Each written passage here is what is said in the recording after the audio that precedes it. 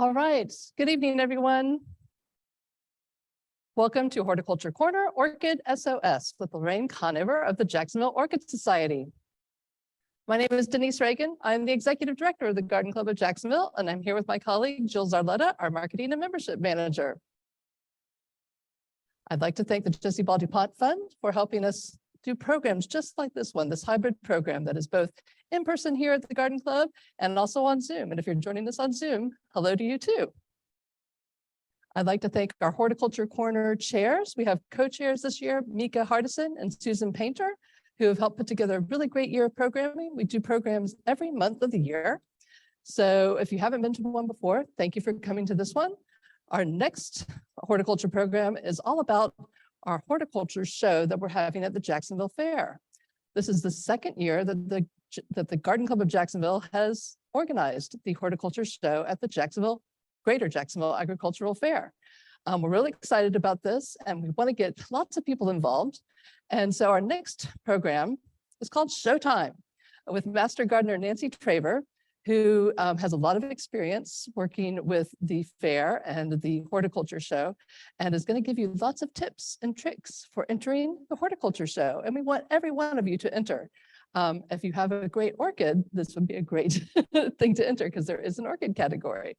So please join us on September 13th to find out more about how you can enter the horticulture show. You can also go to our website and find out more about the horticulture show and download the call for entries. If you're not a member of the Garden Club, why not? It's always a good time to join, and we would love to tell you more about becoming a member and the benefits of it. So you can see me or you can see Jill, and we'd love to help you out. And now it is my great pleasure to introduce Lorraine Conover. Lorraine is currently the first Vice President of the Jacksonville Orchid Society and a lifetime member of the Boca Raton Orchid Society. She has been a Florida resident since the summer of 2004 and moved to Fernandina Beach with her husband, Gary, in 2017. She has grown many perennial gardens over the years, and collecting and growing orchids has turned into a passion. Before moving to Fernandina Beach, her collection surpassed 500, all living in her gardens created just for orchid growing. Her current collection numbers about 200. Just 200. And she loves sharing information about how to successfully grow orchids. Please join me in welcoming Lorraine Conover. If you have questions for Lorraine, we'd love you to use our microphone, which is over to the side there. We'll turn it on for you because we want to capture your question on the recording. And if you're on Zoom, please put your question in the chat and we'll pose it to Lorraine here in person. All right, Lorraine. Okay, can everybody hear me? And you wanted to show a couple of examples of bad orchids. I'll show you a couple of examples of bad orchids. But first, I'm going to show you a couple of examples of good orchids, or pretty good orchids. Let's put it that way. These are pretty good. And we'll get to talk about why they're pretty good, but they're really pretty. These were pretty good, like these, but they're not looking so hot right now.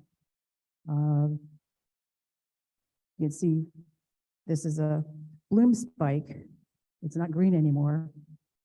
Got a little one last dead flower hanging on for dear life. There's another one that's gone. This one, the flowers look like they're pretty decent, but it's on its way out.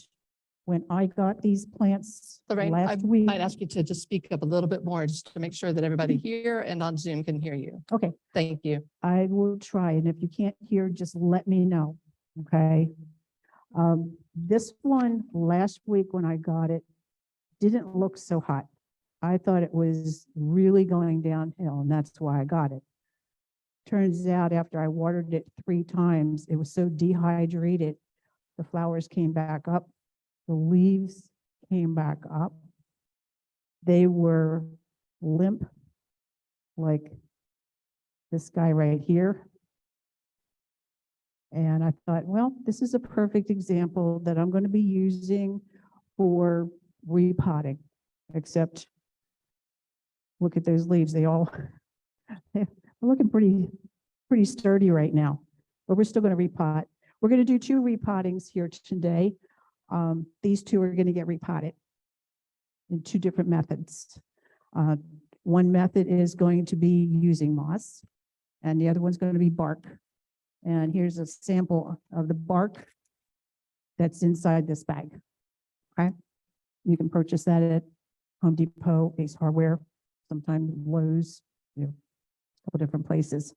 But anyway, I know you registered for Orchids SOS, right? Everybody's here for Orchids SOS. I really like to call my program, did I really kill my orchid, or was I set up for failure?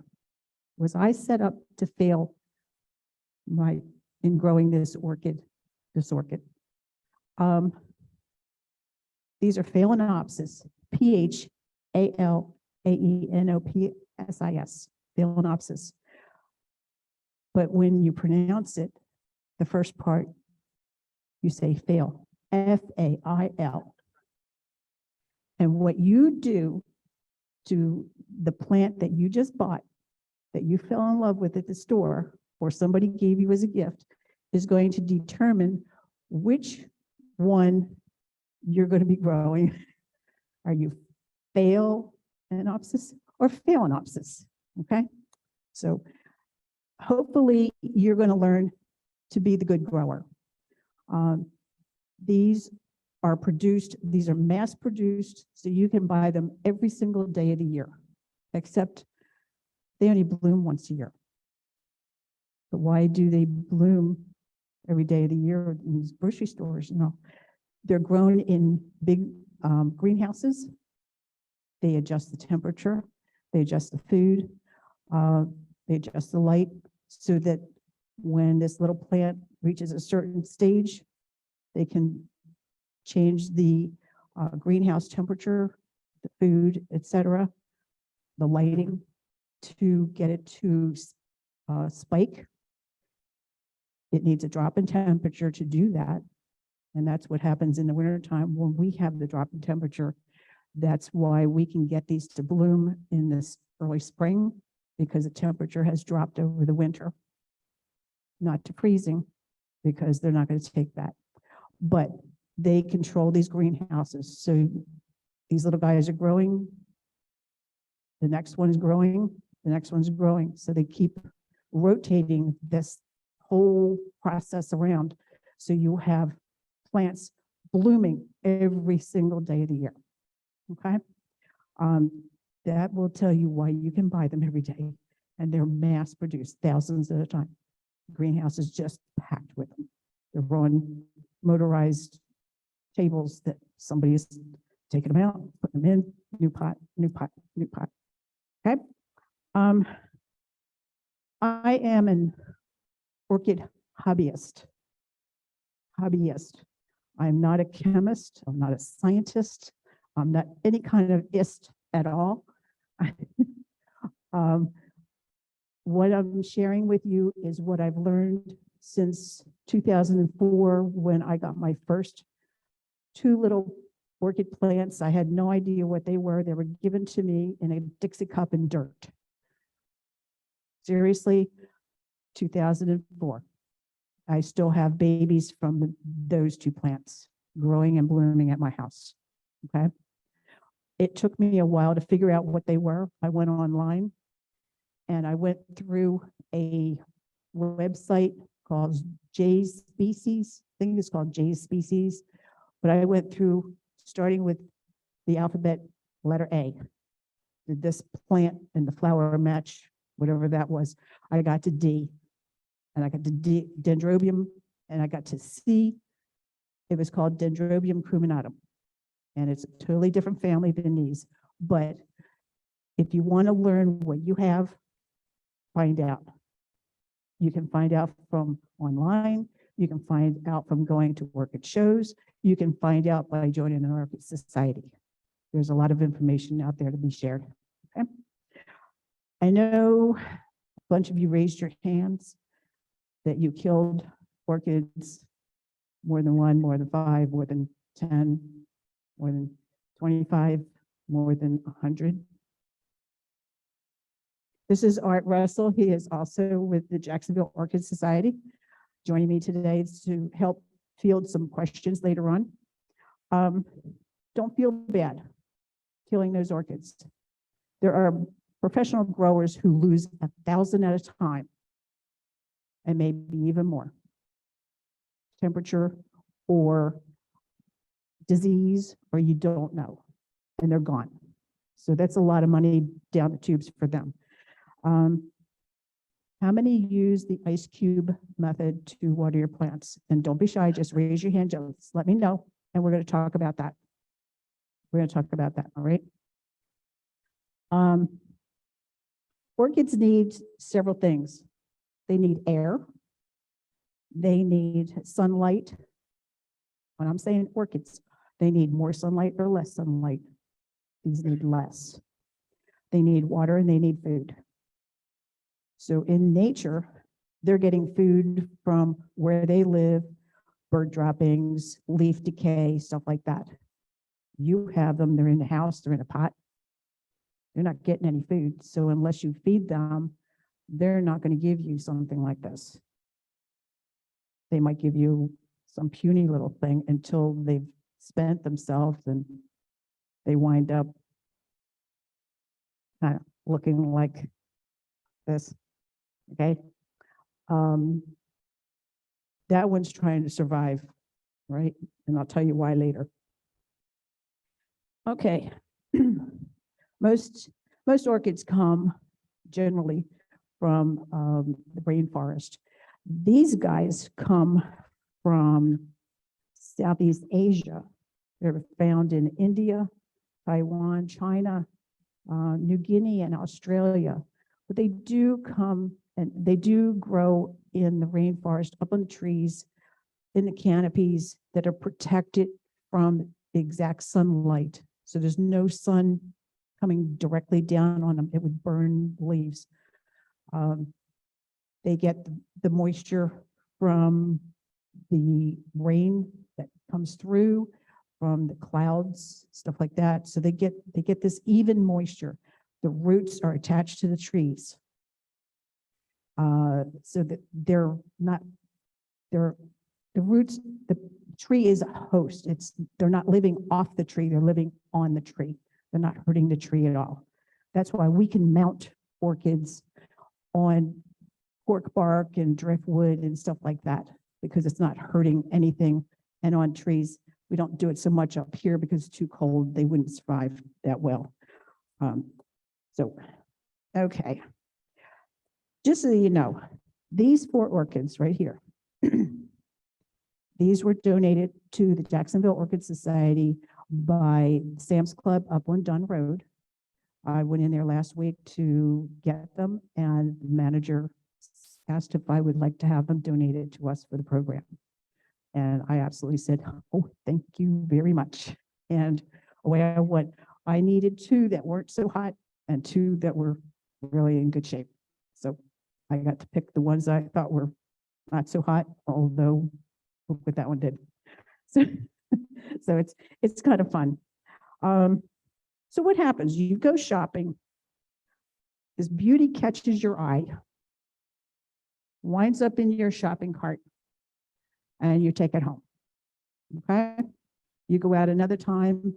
This one jumps in your cart, or somebody gives it to you for birthday gift, or your spouse says, ooh, I want to get on the good side, and brings you home this really pretty plant. Okay, you got these 2 pretty things, and then it starts to look like this. Or it starts to look like this over time. Or you want to get me, just grab me one of those. Oh, no. Grab me that box right there. Thanks.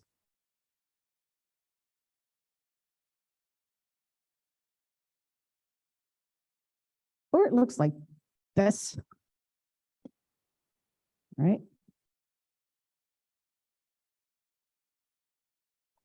Or it looks like this, all right? Just so you know, this one is mine and this one is mine. And I'll tell you what happened to these, right?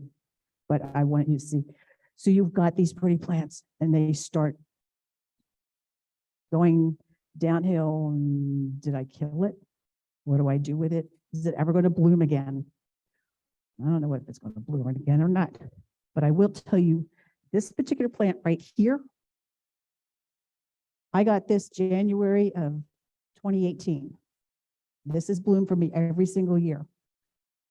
January of this year, it had leaves on there like crazy. It flowered out to here.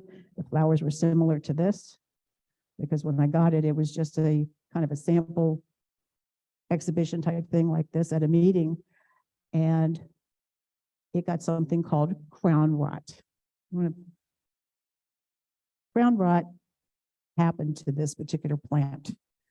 And it could happen to any one of these plants easily. I may as well just tell you how this got crown rot. You see how this is sitting on the table right here? Let's use this plant right here, just because it's easy to see. And I'm going to tip this forward so everybody can see a little bit better.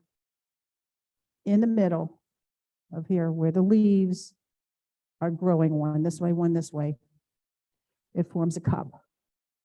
And if water sits in there, it attracts bacteria and the whole top will get sick and it'll just fall off. And that's exactly what happened to this plant right here. It all fell off. But I still had good roots on this plant. And I let it alone, so it put out this little baby here. And I noticed today it's putting out another little baby on the side. So this plant from 2018 is trying to survive. Now, why did it fall off from 2018 and it bloomed every year? The leaves were sitting here and I had it sitting flat. Normally, it was hanging and the water couldn't stay on the leaves. It was running off of the leaves. So how do you do that with your plant at home like this? It's sitting in a pot. You have to water it early in the day. You have to make sure that there's no water sitting inside of that crown. And you can take a paper towel and just tuck it down in there. You can take it out of the container it's in and put it into, say, a wooden basket and tip it so it's growing off to the side a little bit, because in nature, these are growing sideways and upside down, so all the water falls right off of the leaves. All the roots are what's sustaining this plant, not necessarily the leaves, but it does need the leaves to survive. So again, remember, I'm not a scientist, I'm not anything like that, I'm just sharing the information.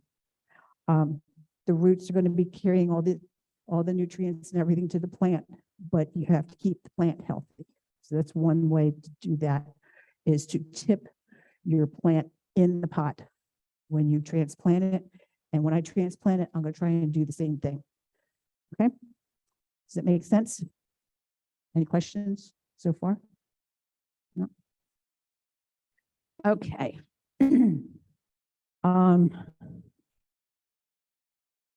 I mentioned that these only bloom once a year. You will hear that you can get one of these plants to bloom again. And that can be true by cutting the spike down. Let's use this one because you can see it a little bit easier again. You can cut it down. There's a node way down here. Whether you can see it, I don't know whether it's up on the screen or not, but there's a little marking down here, a little node, and there's another one up here. If you cut like right above here, it might throw out another spike. But take this into consideration. Your plant just finished doing something like this. All these flowers, for however long they flowered, it spent all this energy to do that. And if you get a new spike to come off the plant, you're going to get a smaller spike, less flowers, and normally smaller flowers. And that's from experience. I've tried it. Okay. Still feed it and everything, but still it spent so much energy doing this. Some plants that you see that you can buy have one spike. I was looking for one that had one spike, but all of the ones that they had at the store were double spikes. If you have a choice of purchasing a plant that has one spike or two spikes, go with the one with the two spikes.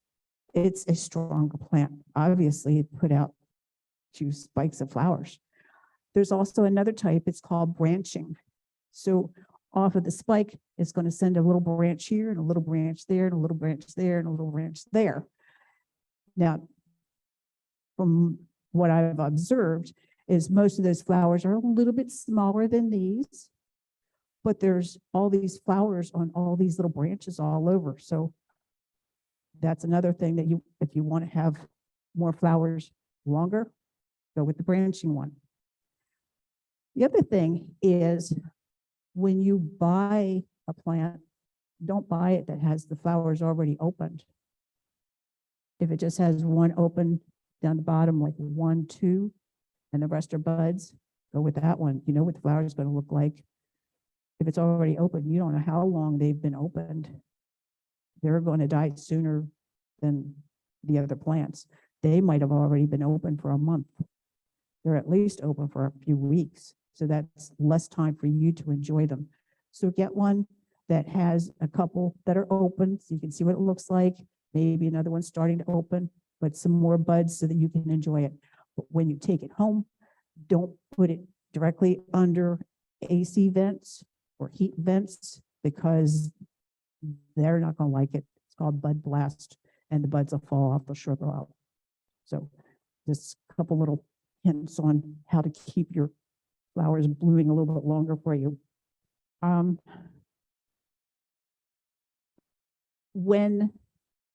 What I do is I do let the flower spikes, this one's turning yellowish. I wait till it turns totally brown and gets dried out, and then I cut it down.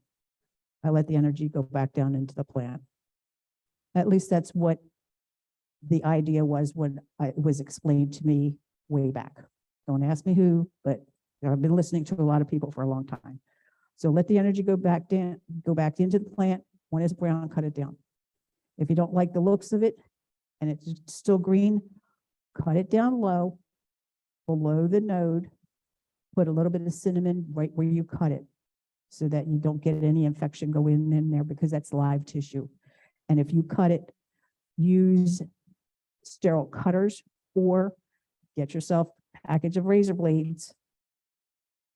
Cut it once, cut one plant with one cutter, either razor blade or a pair of cutters, okay? But make sure that they're sterile. You don't want to transfer any disease or anything from one plant to another plant in case you have some type of disease, okay? All right, let's do a repot on these guys and see what's going on. One, like I said, one's going to go into moss and one is going to go into, sure, we can move both of these out of the way because we're not going to repot those. They're just,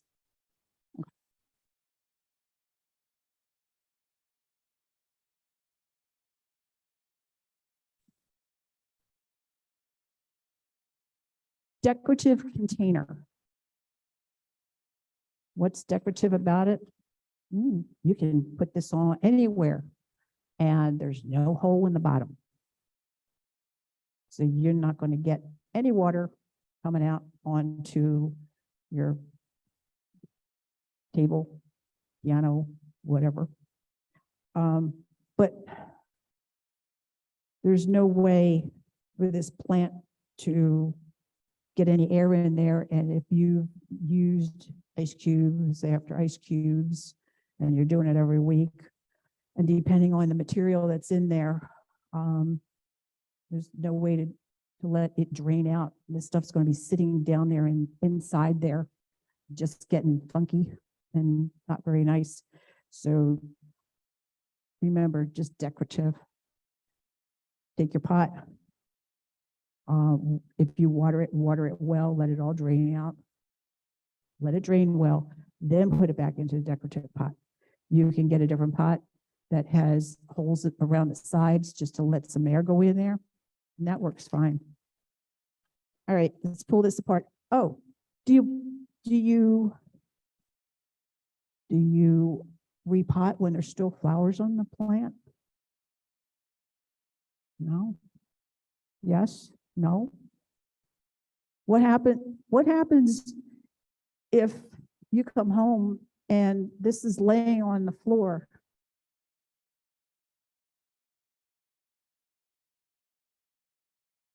Like that. The dog knocked it over, the kids knocked it over.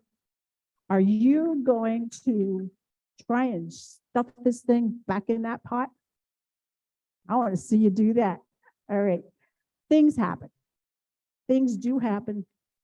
Not nice things do happen to your plants. So don't worry. I have taken full brand new Phalaenopsis in full bloom and repotted them, and they didn't miss a beat. Okay. It's how you do it and what you do to it. Now, I did not have any clear pots at home the same size. So what I'm going to do, I'm going to reuse this pot. And what I'm going to do is I'm going to spray it. This is my it's my kill juice. And kill juice is 1/3 409, 1/3 rubbing alcohol, and 1/3 water. All right, kill juice. I call it 409 mix, but it's kill juice. So I'm going to spray a little bit in here.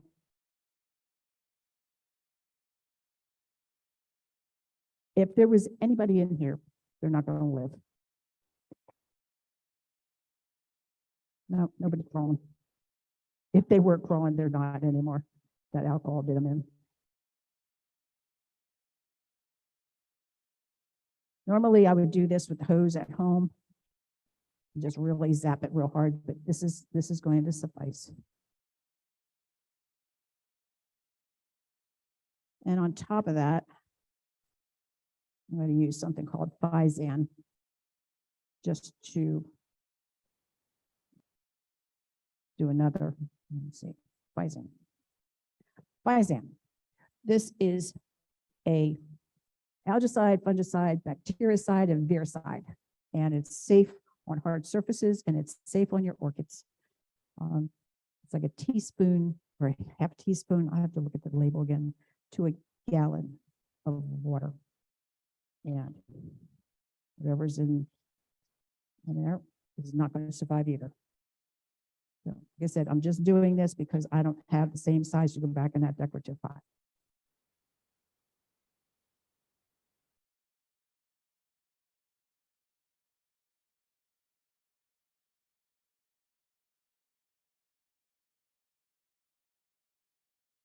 Okay, so we've got this poor little thing.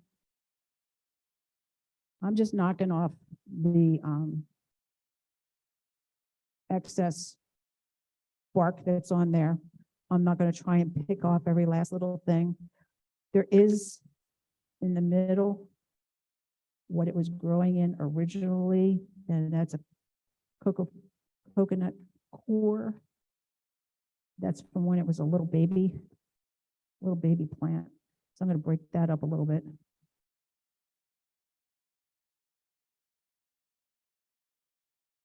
Can everybody see this okay? Okay.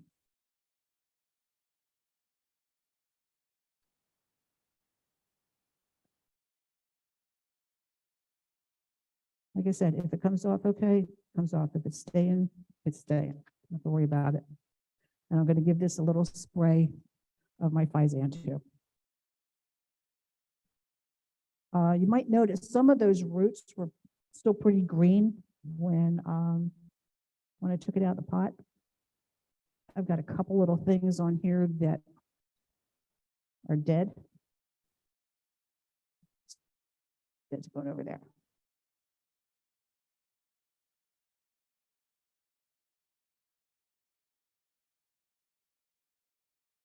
This is actually in good shape. All right, I'm going to leave the spikes on here. I'm not going to cut them down right now because I want this to help get situated in here.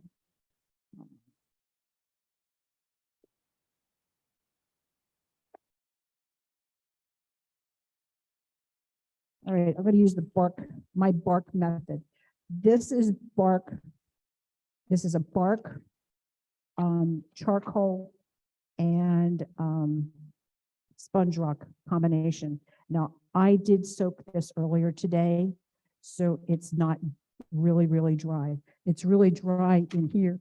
It's really dry in here, but I let this stuff sit out, and actually, when I went to dump out the water, it was hot as could be, so it was kind of cooking in the sun in a pot. So it pulled in a fair amount of moisture. So, okay. I'm going to tease this back into this pot.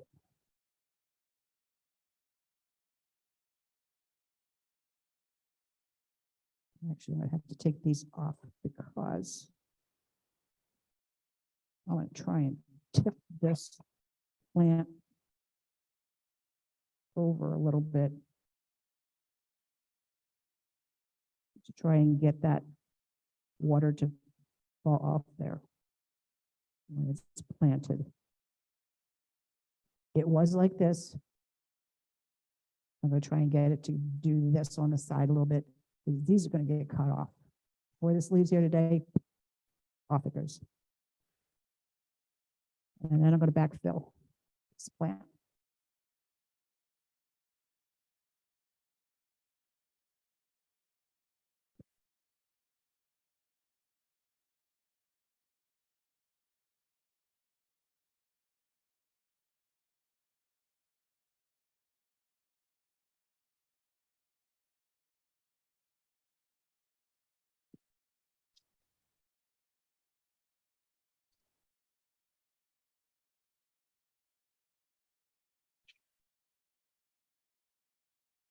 You want to fill this all the way up and make sure all that medium gets all the way down into it. How do you get some of that down there? Poke it down.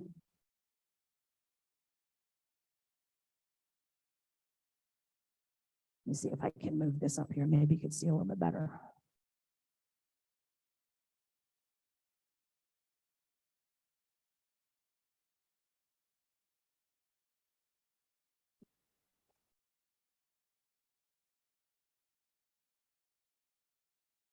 This is not rocket science for doing this, okay?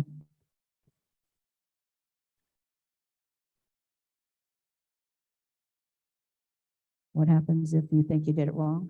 You pull it apart and do it again. For some of us, it feels a little bit like rocket science.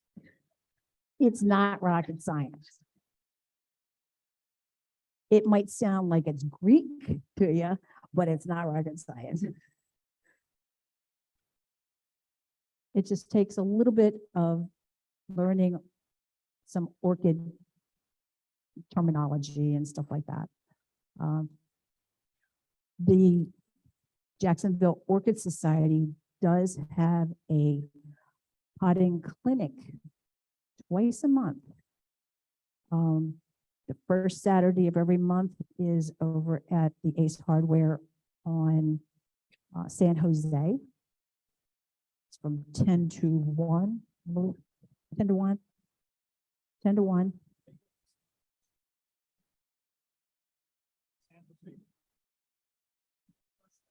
I actually have a business card that has that information. The third Saturday, we have this potting clinic at Plant Ranch down on Beach Boulevard in Jack's Beach, same time. That's the third Saturday. And all of See- those are on the Jacksonville Orchid Society website. Yeah, it's on the website. I have business cards that show that information. It's on the back of the card.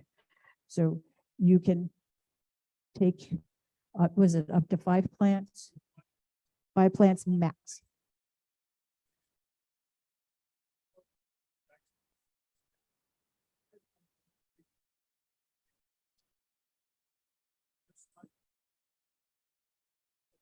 Okay,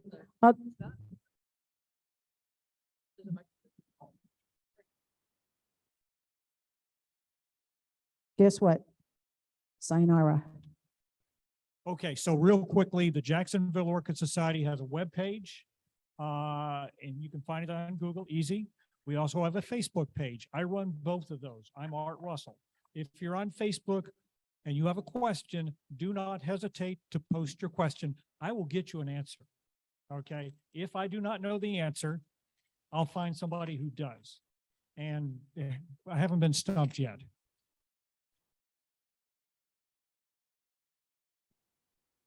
Okay, so here's the first one done.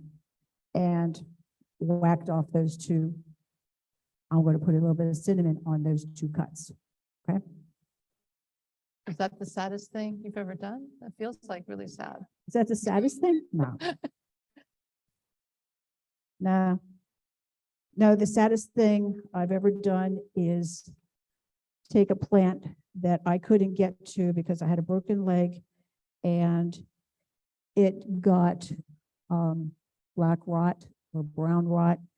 And I couldn't get to that plant out in the garden and I couldn't see what was happening. And I started cutting away all the bad part and I lost the entire huge plant. And it was big. That was the saddest. Now, the second wasn't sad for me, it was sad for my friend. She had a big plant and she said it Is was, that you were adding to the plant? Hmm? What was that you were adding to the that plant? was cinnamon. I Cinnamon. was put some cinnamon on that cut. Cinnamon. I get the big bottle at Costco and I just transferred to here and I put the cinnamon on each cut, not on the roots, only on the plant tissue that's been cut. So that was the little ends that were left from these balloon spikes. Yeah, it's a soft toothbrush. Soft toothbrush, real soft. And I only use it for putting cinnamon on things. It's just brush that right on there.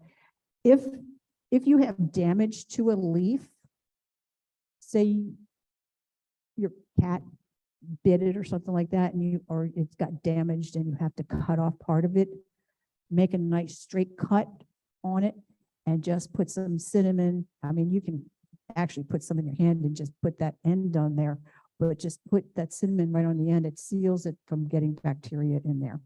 Okay. All right. Sorry. Keep it on. And they're not even pretty enough to put in water. Okay, next one. Next plant.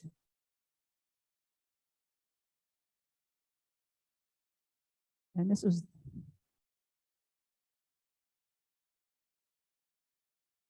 this one has dead flowers, dying, almost dead spike. Let's see what the roots look like in here. Those roots looked pretty good. And we're going to get to talk about the colors of the roots and what they're going to do. Ooh. See the color of these roots? They're kind of silvery. They're not really green. these were pretty green, right? These are silvery. Guess what? Remember, this was the plant that I said came back to life a little bit. It was watered more. So if the roots are green, you don't have to water it today. That color, you water it. There's light green in there. Today for sure, yesterday probably, okay? If it's all silver, silver, silver, you definitely should have done it the day before yesterday. All right. How are we doing on time? Okay. All right. Everything fell out of here too. Yep, these are water me yesterday. Water me yesterday. This stuff in the middle is coconut core, and it would have stayed really moist in this plant, you know, keeping it going as a baby. But I mean, even that is almost all dry. And that's in the middle. So when you, and I'll talk to you about how to water these when I get these both done. And we'll take a look at what's going on inside those are the two plants and see what they look like. They all got watered the same day. They got watered last Friday. They got watered really well. That one over there got watered total of 3 times, but these all just got watered really well once. So you'll be able to see the difference in getting the plants that look like they're all the same, but inside they're not.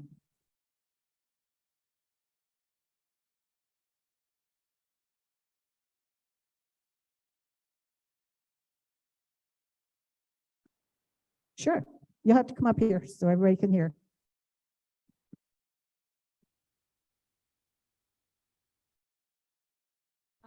When you were talking about the color of the roots, Yeah. You said that they turn from like green to silver, but depending on how much you watered it. No, it's how dry they got. They're good as they dry out. When they're really wet, they're going to be taking in the moisture and they're going to be green. Mm-hmm. And as they dry out, they're going to turn silvery color. So if they're kind of not quite all silver, like this one here is pretty silver. There you go. This one over here is pretty darn silver right here. And so will they go back to green if you like water it? Wet them? Yep. Okay. The root that you see, that's called vellum. And think of it as the sponge. And a sponge takes in so much, sponge takes in only so much water and then it doesn't take in any more water at all. But this acts like a sponge. And that's not the actual root. The actual root is inside of there and it looks like a piece of wire.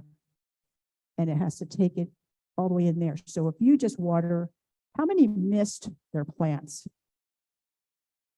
How are they doing? Okay, all right.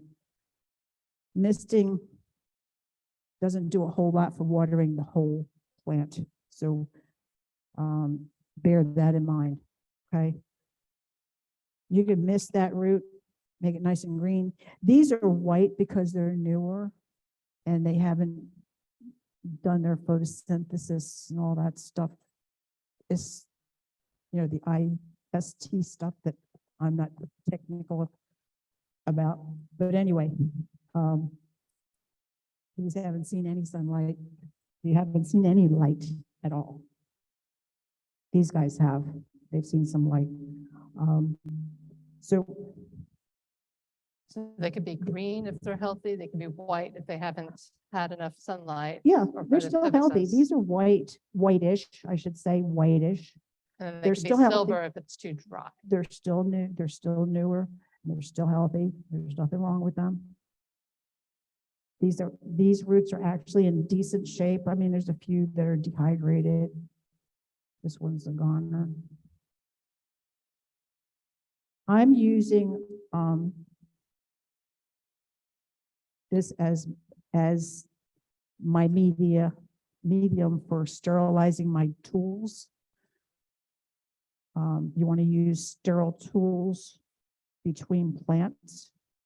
So you saw me use the other cutters on that plant. They're down here with the pink handles. I use trisodium phosphate. And the reason I use that is a lot of people use a torch to sterilize their cutters, except I'm not real good with a torch. I'm also not real good with refilling the butane in there. So I don't have the flame, and I'm not going to use a big lighter or anything either. So I use the trisodium phosphate, and I got that from a well-known grower down in South Florida when I lived down there. And if he can grow the way he was growing, I can definitely use the same thing. So I have no qualms about using trisodium phosphate. I mix it up in, you'll have to watch your diet because this is gelato. So I had to eat the gelato out of there. So I had to eat the gelato so I could put my tools in there. But you add water, then add your trisodium phosphate until it doesn't absorb any more TSP. Once it stops absorbing it, then it's got enough in there. And I have kept my tools in that stuff. I change out the solution from time to time when it gets really nasty looking. But I keep them in there for 24/7, 365, and they don't rust. Nothing rusts. Okay. This pot has a little bit of crack in it, but it's okay. All right, bye, Sam.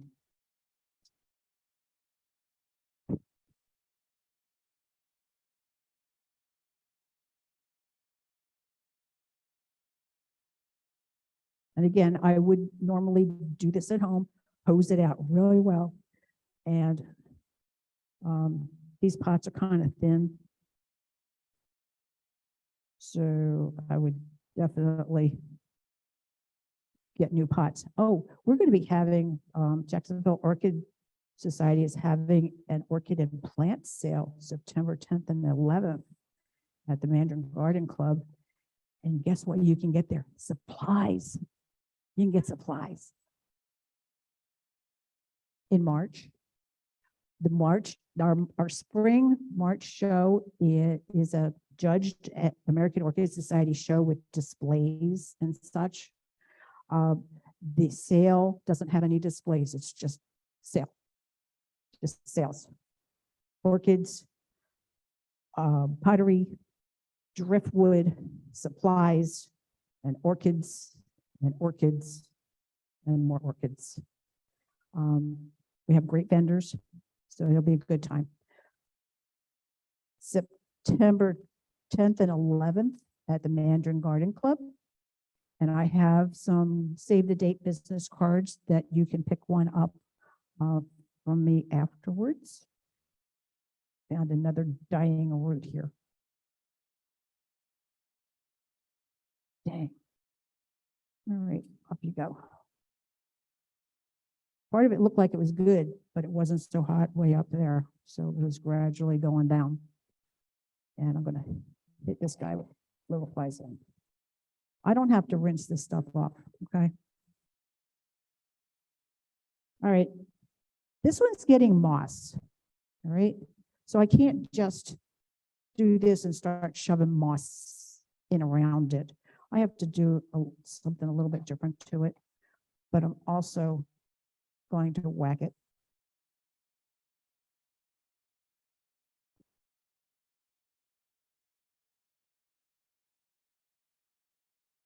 Just because it's going to be easier to handle. And I'm cutting it low so it's not going to re-spike.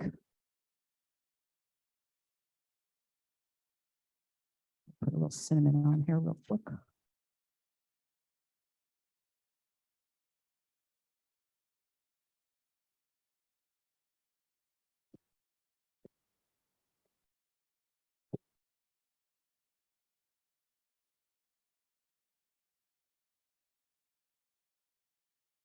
What does the cinnamon do?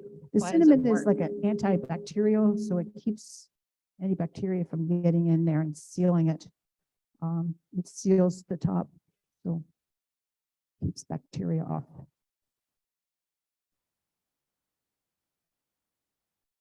All right, lady. I've dumped out whole bottles of these, so I've trained myself to put the lid right back on. Okay. So this is the moss. You can see what color it is. It's real light beige.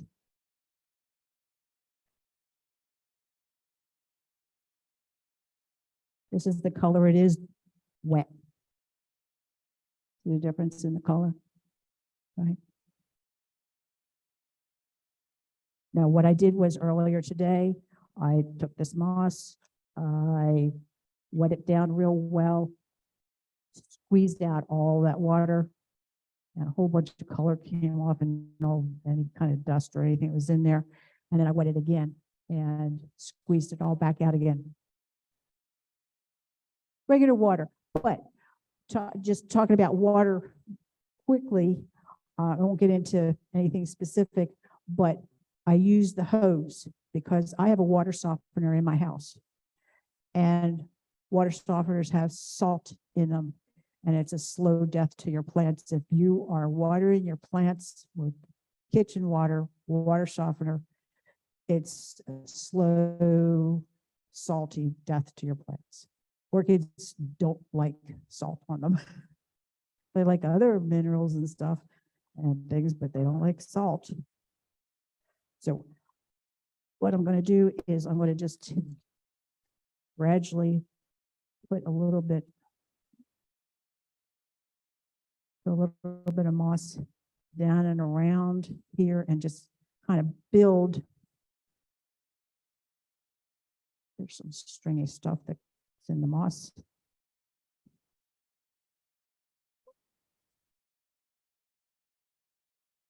Okay, the question is, what is the preferred method, bark or moss? And when these are both done, I'm going to tell you the pluses and minuses of both. So you'll be able to make your own decision on which is the best method for you. I have things in both, okay?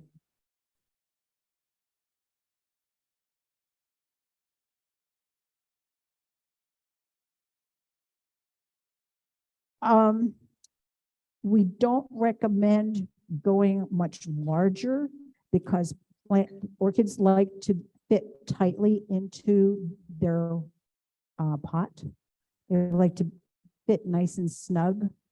If you overpot it, you're going to have just roots growing, and it's going to stay too wet too long, and you're going to risk getting root rot because it's too wet too long, because there's too much medium in there with the bigger pot. So go with a pot that just holds your plant. Makes sense? Don't go bigger unless your plant is bigger and can take it. I'm going to put a little bit in the bottom. I'm going to see how well, I'm going to do this over here so you guys can see this a little bit better. Let's see how well this goes into here. And remember, I'm going to try and tip this if I can, so that the water is going to go off that leaf.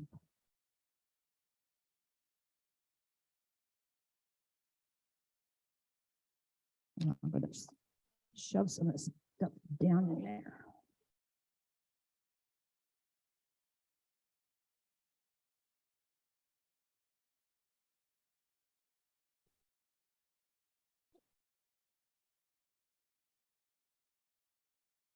You don't have to fill every single little nook and cranny, okay?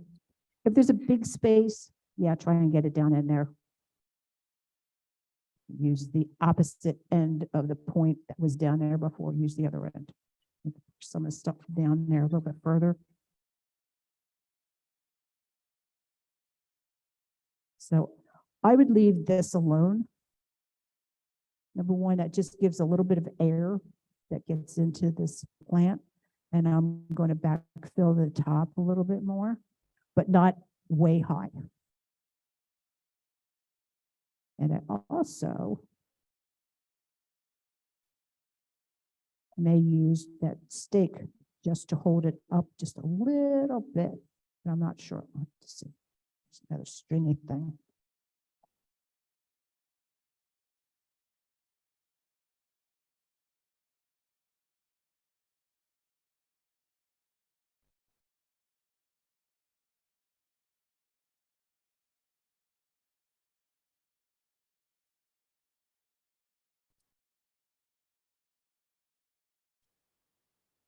Okay. So this has a fighting chance of having water get near the crown, but falling off. I've had plants that I've repotted and they just grow right outside the side of the pot. Nothing wrong with that. That's the way they grow in nature. They're growing like this on the trees. So there's nothing staying inside of this cup, nothing at all. So they're growing sideways, hanging every which way. They might start down here and tip over and go this way. So that's nature protecting itself. We have to try to emulate that a little bit as best we can. Okay, now there was a question, which is better, using the moss or using the bark? The moss is going to hold the water longer. So if you are not real good about watering your plants frequently, you can use the moss. But bear in mind, the moss is only going to last, and you're going to have to repot it every single year. Okay? Because it's staying wet all the time, staying moist all the time. If you use the bark, yes, you have to water it a little bit more often because the bark is different. It's going to dry out a little bit more. There's charcoal in here, there's sponge rock in here. They're going to not hold as much water as the moss. So you can water this maybe a couple times a week, but you'll be able to watch the roots still and see how wet or dry it is in there. Take it out of whatever decorative holder you're going to use. I would put it into something to keep them from blowing over for sure. Like I said, you can get the wooden baskets and they're great. They hold them up really well. Or the decorative cutout pots, the pottery that has the holder, the water holder in the bottom. Not this. This is for African violets and that's for my TSP stuff. So make sure you have something that will keep them from tipping over. Using that is going to be using one method or the other. You have to decide what's going to be best for your growing. The way I grow is going to be different than the way you grow. It's a question. If you want to come over here.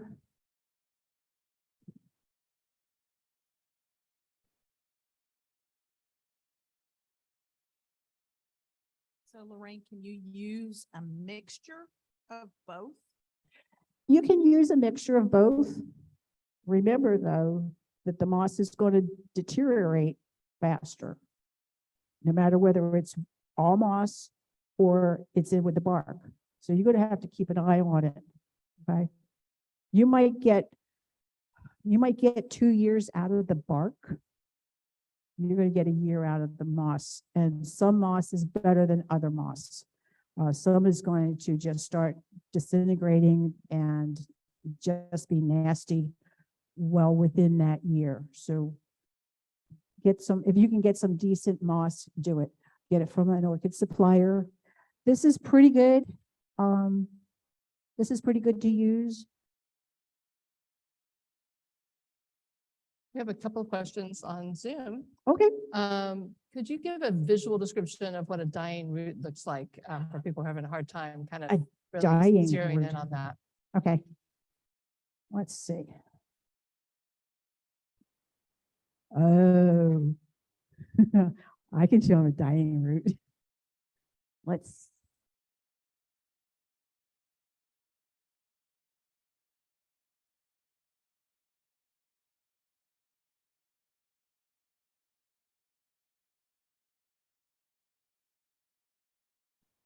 Anybody? I'm gonna. Can I describe it? Yeah. It's brown and it's dried up. And I don't know whether you can see this or not on Zoom, but I'll show you what one that is, the top part was starting to die. So there's a difference between this root and this root. So will that answer your question? So what, the one is brown, one is. One is green. brown, one is still greenish. This one is starting to go. It's starting to do some shriveling. The very top was shriveling up a little bit. But this one is definitely a goner. There's nothing left of that poor baby. Let me see if there's something else close by.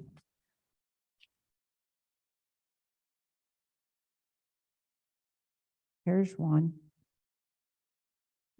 All right. This was one that I trimmed off. It's not plump.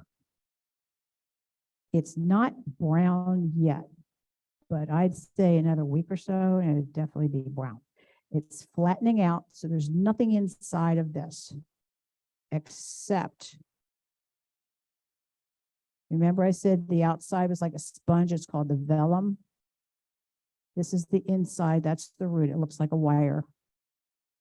Okay, I just slid this right off of there. It's just dead, dried up dead. All right, I can't, this root is inside here too, but this still has a little bit of substance to it. It's not totally gone. It's going, but it's not gone yet. Definitely helps. Good. So how do we know when something doesn't look good and needs to be cut off? It doesn't look good and it needs to get cut off. All right. This is a bloom spike. This is my plant. Remember I said I go and I do, when it's brown, cut it down. This is brown and I would definitely cut this down. I'm going to be repotting this at home. I've got it dead rooted in here, but I also have some new live roots coming out on here also. It had a bloom spike down here, a bloom spike here, and it just needs to get real happy again. Right now, it's not very happy. So I'll repot it and I'll trim it back, trim off the dead roots or the dying roots and get them gone, and it'll go into a smaller pot. When it was put into here, it was packed full of roots. Well, they're not so packed anymore. Lost a bunch. So that guy is definitely needing some help. So if you have a plant that you're not sure of and you are close by to an orchid society, this is a question from Zoom. If you live close to an orchid society, go and visit them. They have monthly meetings generally, and you'll learn a whole lot about caring for your orchids, some of the different problems that you have, how to address it. If you're local here, go to our potting clinic. Well, like I said, we have them twice a month. So, I have another question from Zoom. How do we feed the orchids? how do we feed them? Good question. I make up a mix of my orchid food. It's a water soluble orchid food. And I know you're going to say, someone's going to say, what's the best orchid food to use? My answer is the best orchid food to use is the one that you use routinely. Okay. It's not going to do your plant any good if it's sitting in a closet and you don't feed them. You feed yourself every day, sometimes more than you're supposed to. But orchids also need food too. They're not in the wild anymore. They're depending on you.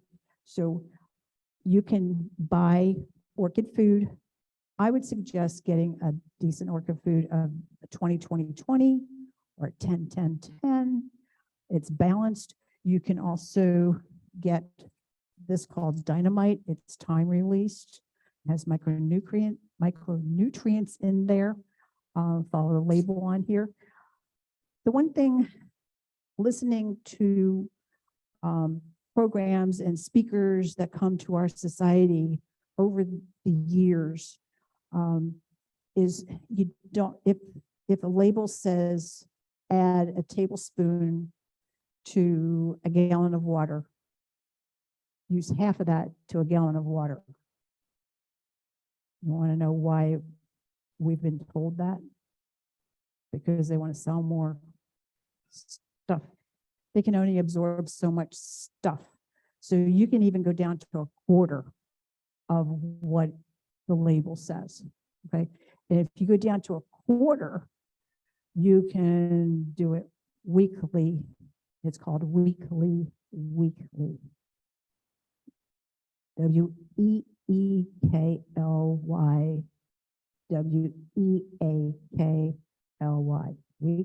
Weekly. Quarter strength. I don't do that. Me personally, I don't do that. I try to fertilize my guys every other week. Half strength. I've got some that like to be fed every week. And if I can hit them, I do, but they're not suffering that much to get it every other week. So, like I said, the best one to use is the one that you do use. All right. I'm not going to say one brand is better than the other. Water quality does impact how some of the fertilizer is absorbed, but you definitely don't want to use water softened water. So use that. I'm not specialist in water quality. Don't even ask me. I'm not going there. I don't know. Okay. I'm sure there's more questions. That's all the questions that I have on Zoom at the moment. If there's any questions, please on. use the microphone. Go to the microphone, please. Everybody needs to hear this. Don't be shy, please. Don't be shy. If I don't know the answer, I'm gonna find out. Art might know, but if I don't know the answer, I don't make up answers. So I noticed you have a clay pot there and then you have plastic pots. Mhm. So what do you use? What do I use? Yes. I use plastic for my Phalaenopsis. This is my plant. Okay. This is not my plant. Let me tell you a little bit about this plant. Why don't you put it This- on camera so we can see it? Okay. Let me tell you a little bit about this plant. I don't necessarily have to say who it belongs to, but I will give you a little bit of information about this plant, right? This plant was here when I got here today, and I was told I looked at it and it's like, it's not looking so hot. The leaf is kind of limp. Oh, but I water it every week. Well, bark that's in there is kind of dry and the roots are kind of dead, like really dead. There's babies up top. Oh my God, there's babies up top. With roots. This poor little baby is getting dehydrated. If you can see the lines here, this is really soft and it should be firm. It's not getting enough water. So how come if this pot is getting watered once a week, it's dry? All right. The one question I didn't ask was, where is it growing? I'm going to assume it's outside, but I'm not sure. And I'm not going to ask the owner.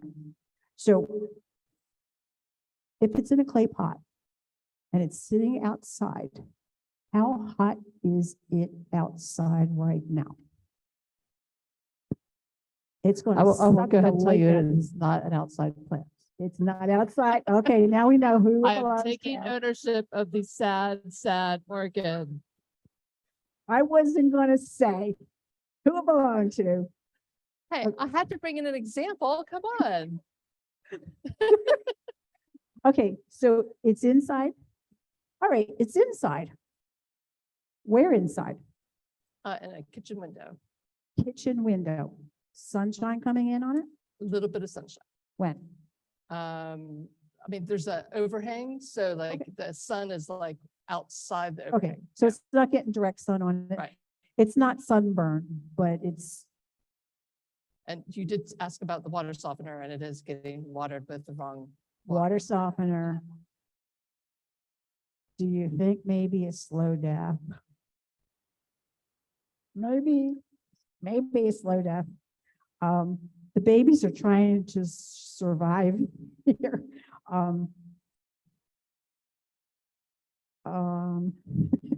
Can this be saved? Can it be saved? How do you get rid of the salt? Well, it's already absorbed a lot of the salt into the plant, for one thing. I'm not prepared with enough prepared medium to repot this.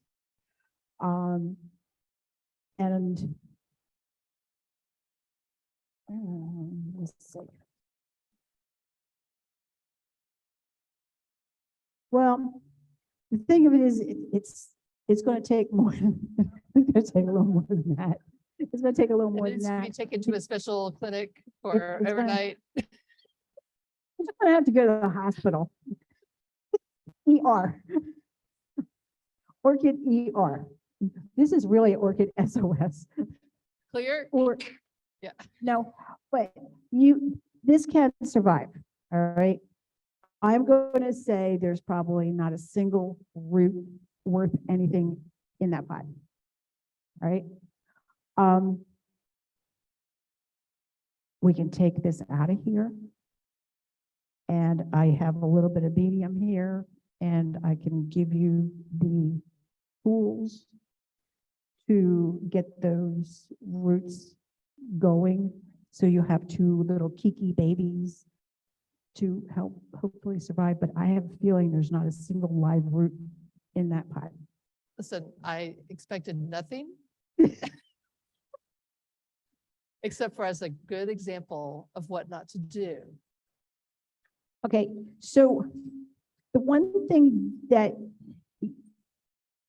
you're watering it every week, for one thing, and watering it every week should be fine, even if it was salt. We know the salt's no good, but this bark is really dry. So you're watering it, and are you just letting the water just go through? Are you soaking it or what? Yeah, it's being Which, like put in the sink and like, like really doused and then allowing it to drain into the sink before it's taken out of the sink. okay.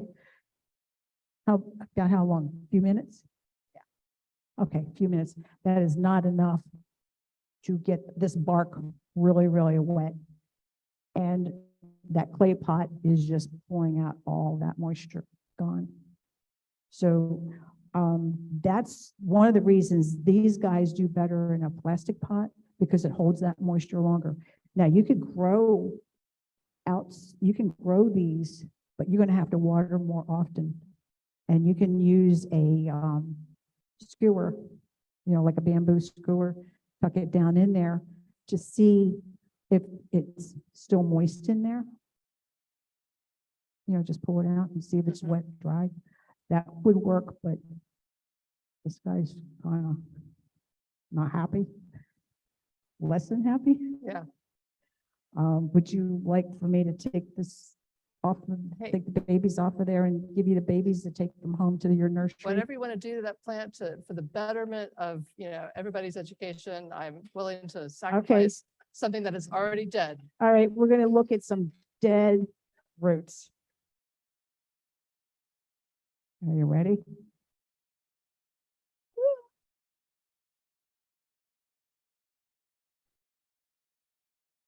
There you go. There's nothing alive in there. Every single one is gone. Everyone.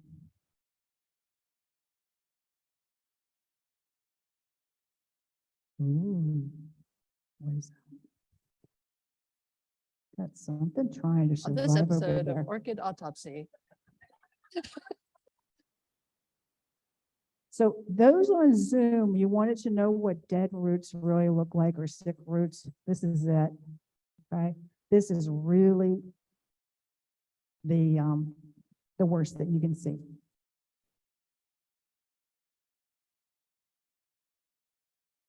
They're crispy. Sorry. Sorry, Denise, but you're a bad mommy. I'm was not looking at hired for this my and plant knowledge. there is, I know part of when you signed up, it said it was going to be a little lively, is that you get to see death, slow down there. There is a growth over here, and it looks like, I'm gonna peel this back a little bit and see what.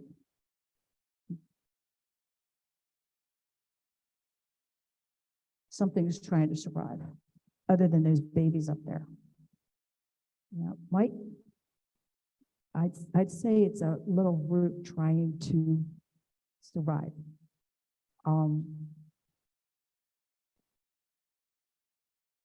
It's like not even 50-50 on the whole thing, just because there's hardly anything left Yeah. of it.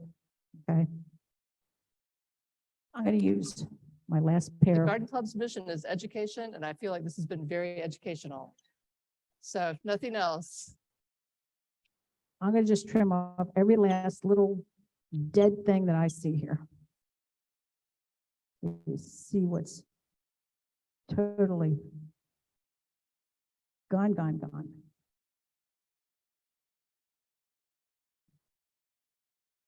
There's a tiny bit of life. There's some life left in these guys.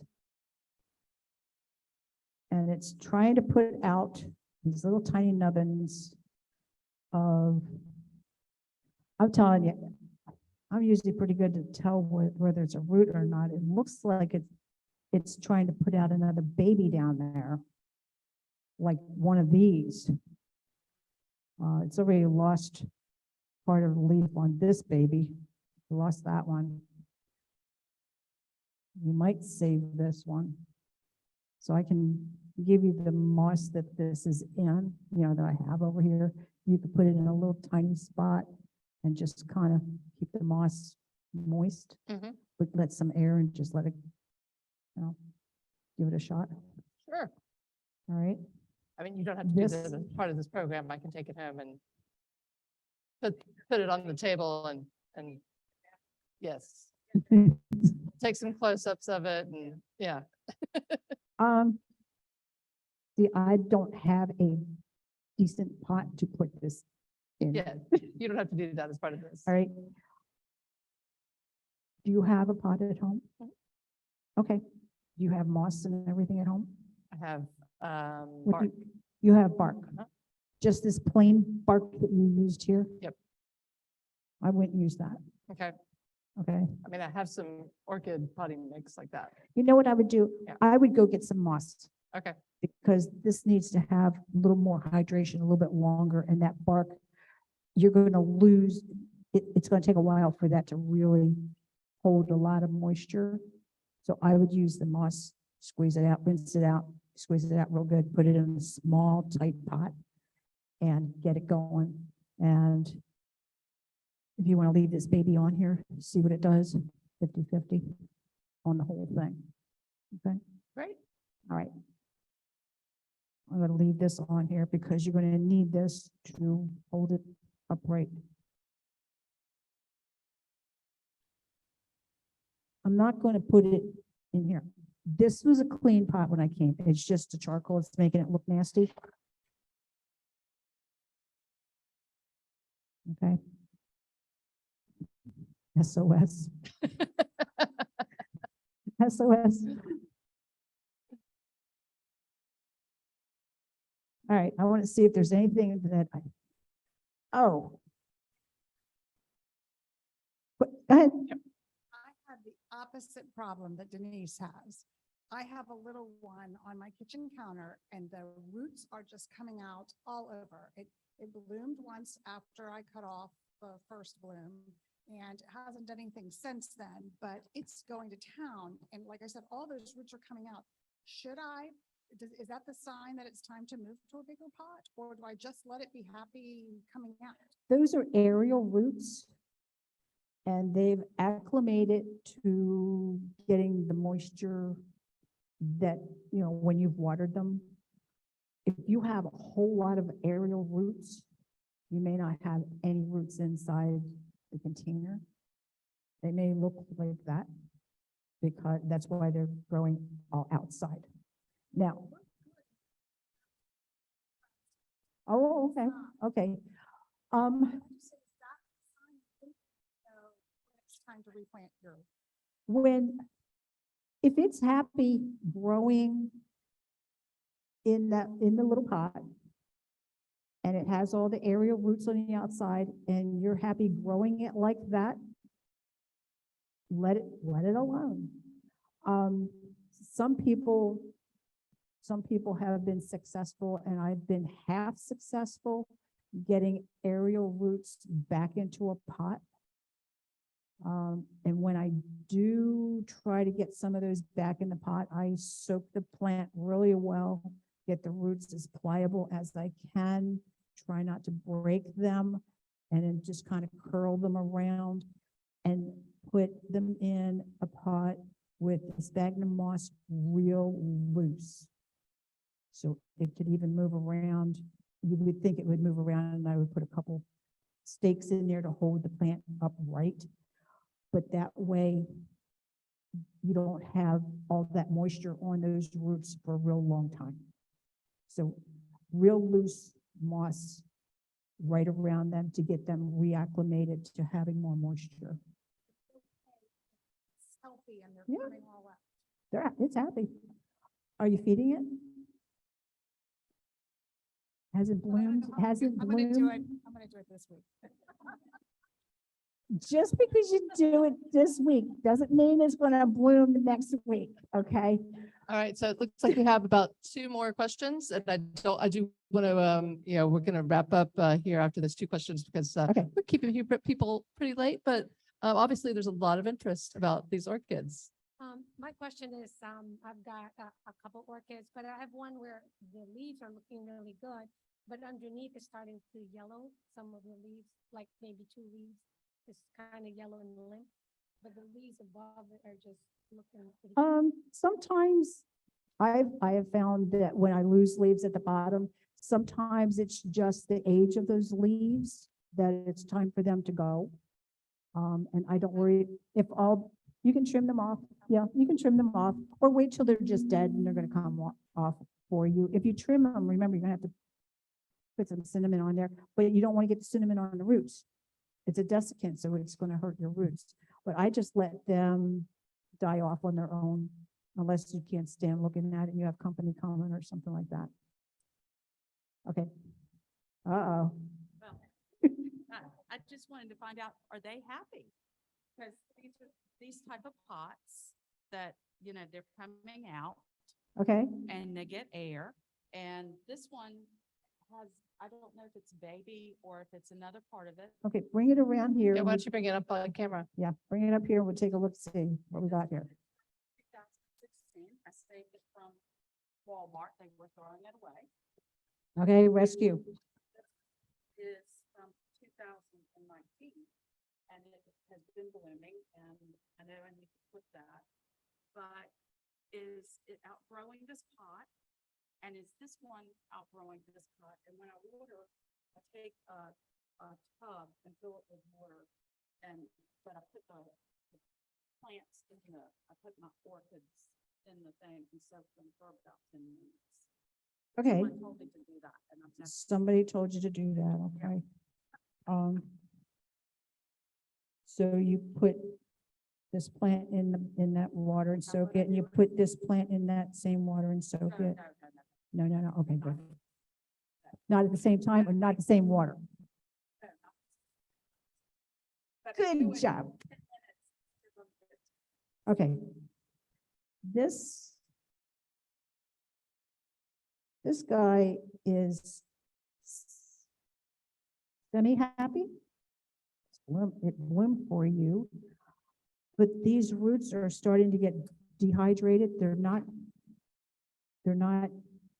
only getting the water that you give them, how much, once a week? Wet Wednesday, wet. Well, when it's. Okay, so Wet Wednesday is watering all the bark that's inside that is, and all the dead roots that are now inside of here. And this is trying to hold on to any moisture for a whole week, because it's not getting anything from here, because most of these roots are brown and gone. Okay, you've got a few of these guys that have grown around trying to get to the moisture. But what happens is the bark remember, the bark breaks down and it just turns to dirt. It holds too much moisture, and it's bad. It just turns to dirt. These guys don't grow in dirt.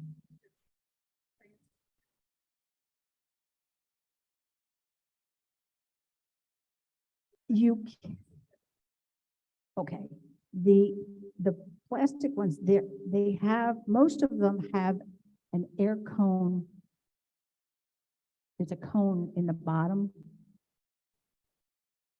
So there's air that can get up inside of here. It's not flat, and it has cut-ups on the side.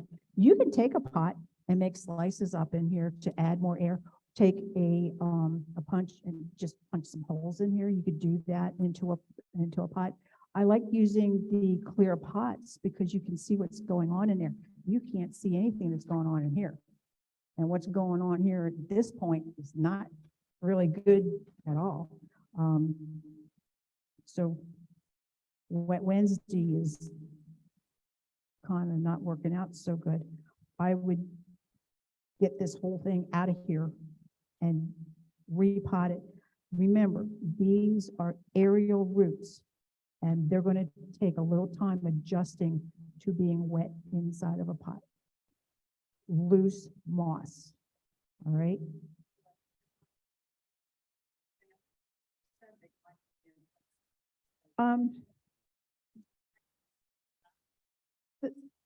The smaller one, I would go for a smaller one. This is way too big. A smaller one, you can get it fit into there. You can also add, if you can't find a smaller one, then you can put a little bit of styrofoam in the bottom so it's not as much material in there, just to take up some of that space, okay? This guy here.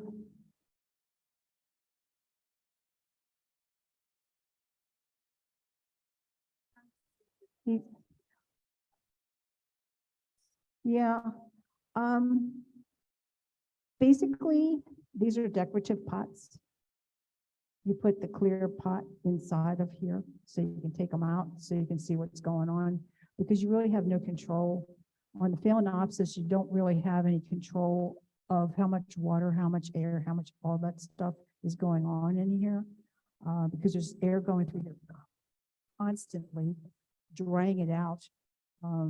You've got leaves that are not doing so hot here. You've got a baby trying to survive, make the, taking strength from the mama.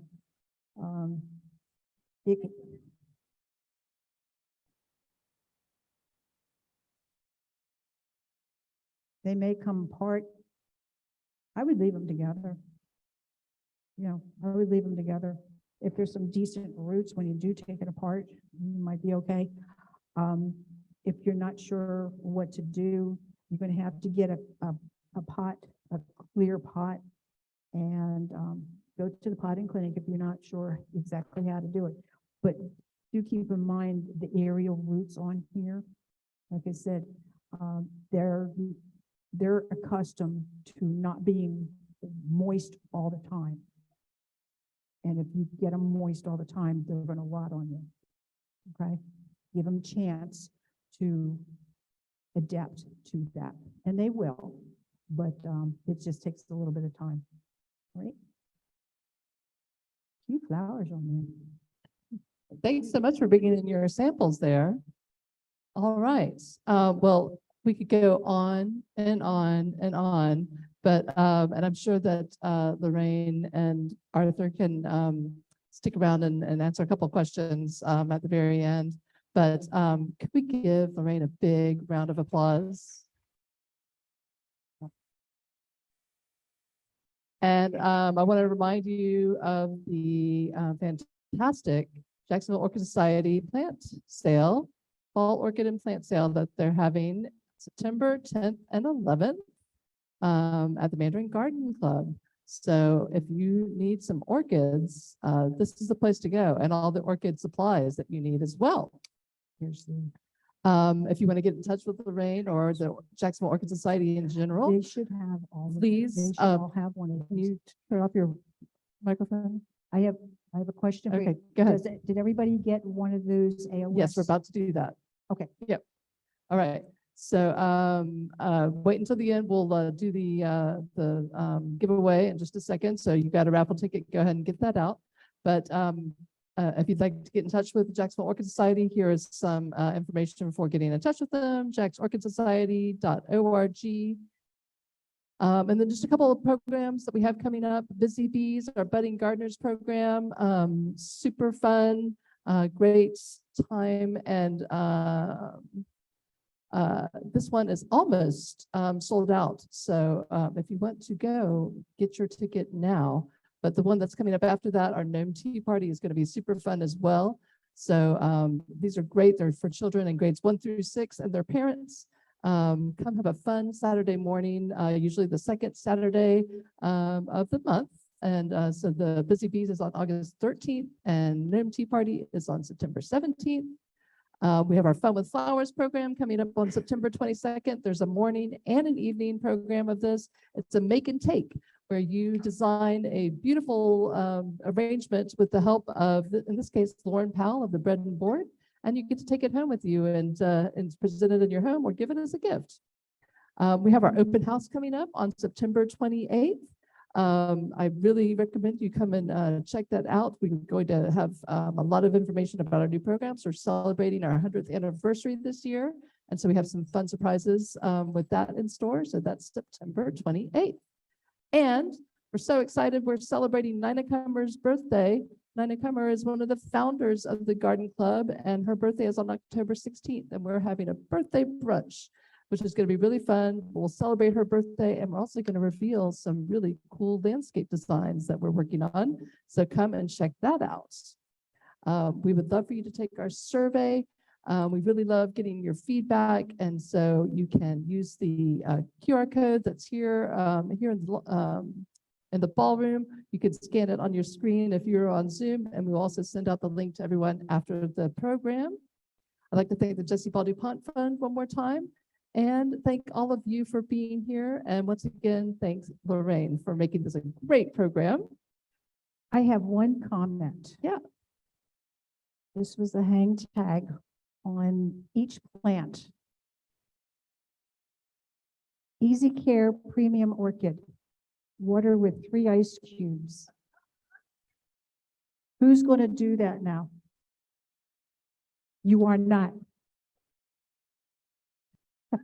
Okay, now you know why not to. Okay, don't do it.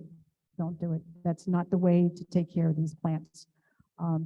You want to learn more, come to one of our potting clinics, come to one of our meetings, We're not going to be specific on that. We have different speakers every month, different program every month. So take advantage. The world of orchids is huge, and don't be afraid to step into it. I stepped into it in 2004, and I started with 2 little plants in a Dixie cup. When I moved up here, I had a collection of 500 orchids. I lived down in Boca. They grew inside, they grew outside all year long, except if it got really cold or her, that H word. When I moved up here, I didn't have any place to grow them, so I brought 75 of my favorite.